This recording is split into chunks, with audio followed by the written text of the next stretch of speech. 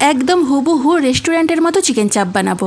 আসসালামু আলাইকুম, চলে এলাম ছোট বড় সকলেরই পছন্দের একটি রেসিপি নিয়ে। চিকেন চাপ পছন্দ করে না এরকম মানুষের জুড়ি মেলা ভার, তারপর সেটা যদি হয় একদম রেস্টুরেন্টের মতো তাহলে তো কথাই নেই। আমরা বাড়িতে অনেক সময় রেস্টুরেন্টের মতো চিকেন চাপ বানানোর চেষ্টা করি, কিন্তু হয়ে ওঠে না, মানে রেস্টুরেন্টের চিকেন চাপের মতো ওরকম টেস্ট হয় না। তবে তোমরা যদি আজকের এই ভিডিওটি দেখে চিকেন চাপ বানাও, 100% গ্যারেন্টি দিলাম একদম হুবহু রেস্টুরেন্টের মতো চিকেন চাপ বানিয়ে ফেলতে পারবে। রেস্টুরেন্টে গিয়ে চিকেন চাপ খাওয়ার আর প্রয়োজনই হবে না। তো চলো রেসিপিটি শুরু করা যাক। আমি এখানে 800 গ্রাম চিকেন নিয়েছি। আমি এখানে মুরগির বুকের অংশটা নিয়েছি। যদিও মুরগির লেগ পিস দিয়েই চাপটা বানানো হয়, তো অসুবিধে নেই, মোটামুটি মাংস হলেই হলো। তবে মাংসের সাইজটা একটু বড় বড় করে রাখতে হবে, আর মাংসের মধ্যে এইভাবে একটু কাট লাগিয়ে নিতে হবে। আমি যেভাবে কাট লাগিয়েছি, তাহলে মাংসের মধ্যে মশলাটা ভালো করে ঢুকবে। প্রথমেই মাংসের মধ্যে একটু লবণ দিয়ে খুব ভালো করে মিশিয়ে নেব। চিকেন চাপ মানেই মেশানোর কাজটা খুব ভালো করে করতে হবে, আর সেটা হাত দিয়েই করতে হবে। তো চিকেনের মধ্যে একটু লবণ দিয়ে আমি খুব ভালো করে মিশিয়ে নিয়েছি। এরপর একটা ফ্রাই প্যানে একটু সাদা তেল দিয়ে তেলটা একটু গরম হয়ে গেলে লবণ মিশিয়ে রাখা চিকেনগুলোকে আমি একটু করে ভেজে নেব। যতক্ষণ না চিকেনের মধ্যে সুন্দর একটা সোনালি কালার ধরে আসছে, ততক্ষণ পর্যন্ত চিকেনটাকে ভেজে নিতে হবে। তো দেখতেই পাচ্ছ চিকেনের মধ্যে কত সুন্দর একটা সোনালি কালার ধরে এসেছে। তো মোটামুটি চিকেনের দুই দিকটাই এরকম সোনালি কালার করে ভেজে নেব।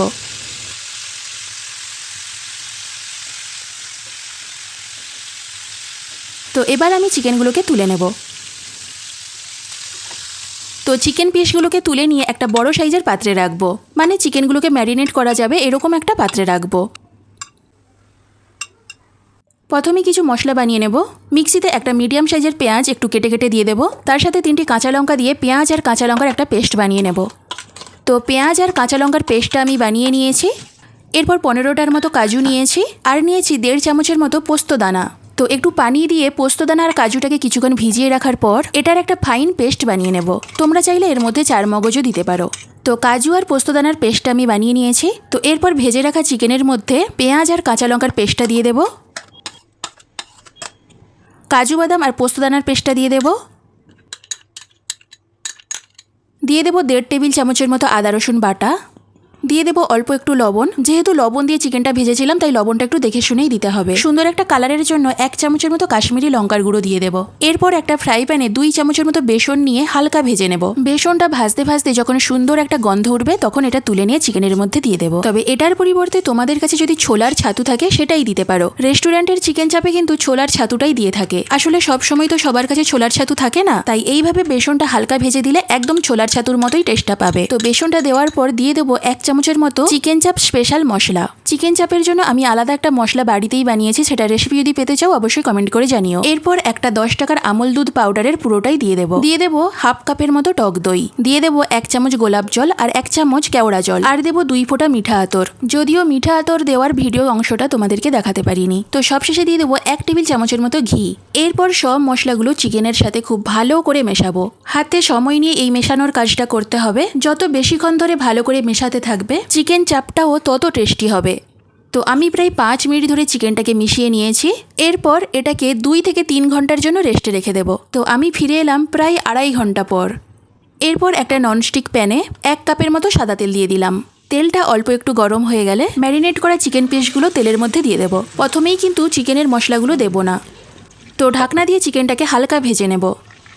এরপর পুরো প্রসেসটাই কিন্তু ঢাকনা দিয়ে দিয়েই করতে হবে। দেখতেই পাচ্ছ চিকেনের মধ্যে কত সুন্দর একটা কালার এসেছে। তো চিকেনটাকে উল্টিয়ে দিয়ে ঢাকনা দিয়ে অপর দিকটাও এরকম সুন্দর কালার এসে যাওয়া পর্যন্ত অপেক্ষা করব।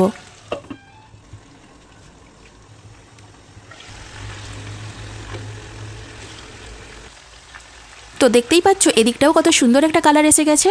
এরকম হালকা একটু কালার এলেই চলবে, কারণ চিকেনটা আমাদের অলরেডি আগে থেকেই ভেজে নেওয়া আছে।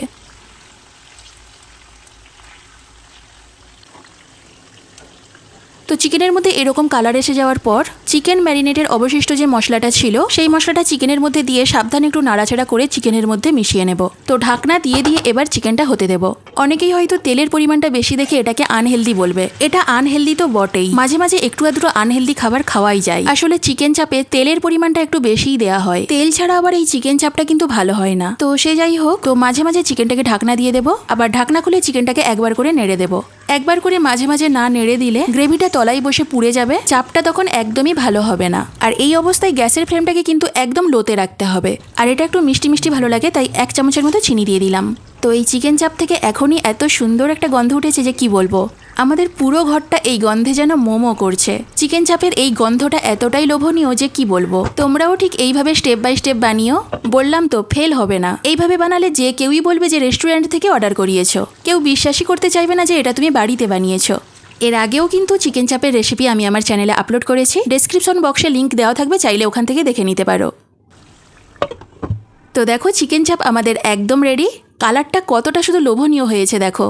তো এটাকে পরিবেশন করার জন্য একটা বাটিতে নেব। দেখতে তো খুবই লোভনীয়, কিন্তু খেতে কেমন হয়েছে সেটা তোমরা বানিয়ে খাওয়ার পর আমাকে কমেন্ট করে জানাবে। দেখো মাংসটা কত সুন্দর সেদ্ধ হয়েছে, কাঁটা চামচ দিয়ে একটু টানলেই মাংসগুলো ছেড়ে ছেড়ে আসছে।